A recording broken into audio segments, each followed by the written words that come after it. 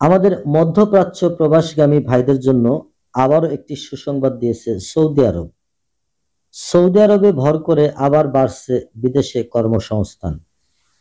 এবছর বিদেশে কর্মী যাওয়ার সংখ্যা 60% গেছে সৌদি আরবে শুধুমাত্র।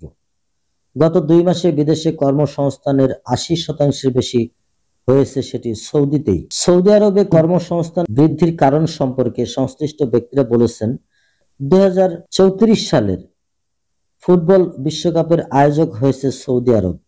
দেশটিতে ফুটবল অবকাঠামো নির্মাণের প্রস্তুতি শুরু হয়েছে। এতে কর্মীর চাহিদা আসছে নিয়মিত।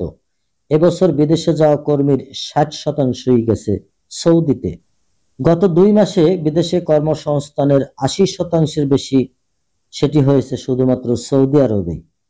সৌদি আরবে যেতে হলে একজন নিয়োগকর্তা বা কফিলের মাধ্যমে যেতে হয়। কোনো নির্দিষ্ট নিয়োগকর্তা ছাড়া দেশটিতে কর্মী যেতে পারবেন না।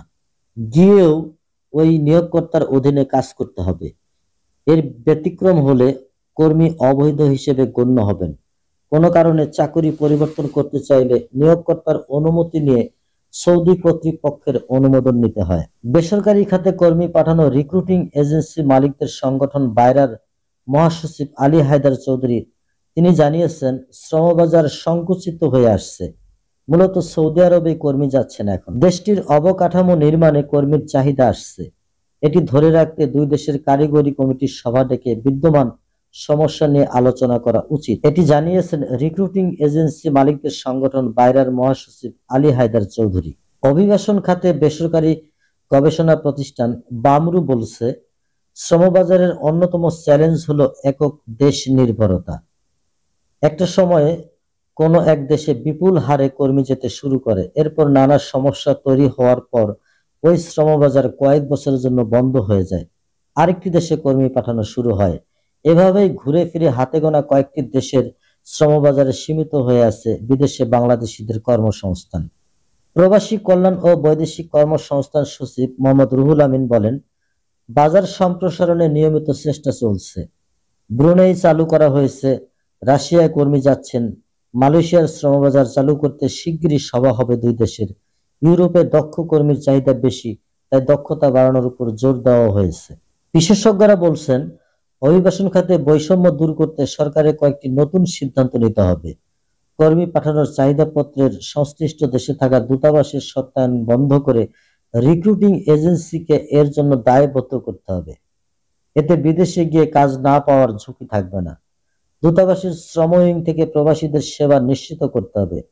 প্রশাসন ক্যাডারের কর্মকর্তারা সাময়িকভাবে শ্রম উইংয়ে কাজ করে বদলি হয়ে যান, তাই তারা কর্মীদের যথাযথ সেবা দেন না।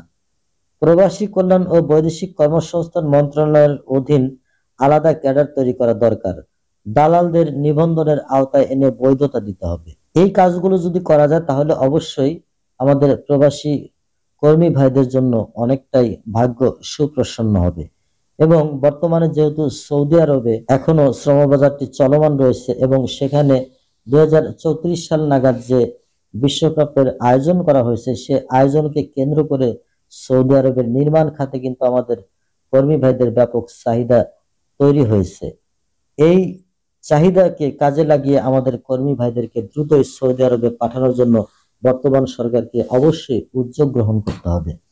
এবং আমাদের প্রবাসকামী তথা প্রবাসী ভাইরা যারা মধ্যপ্রাচ্যে যেতে চান, তারা অবশ্যই বর্তমানে অন্য দেশ থেকে ডাইভার্ট হয়ে সৌদি আরবের দিকে মনোনিবেশ করা উচিত। কারণ সৌদি আরবে বর্তমানে যেহেতু কর্মীর চাহিদা রয়েছে, সুতরাং অন্য দেশের দিকে না তাকিয়ে সৌদি আরবের দিকে আপনাদেরকে তাকানো উচিত। সবাই ভালো থাকবেন, সুস্থ থাকবেন। আল্লাহ হাফেজ।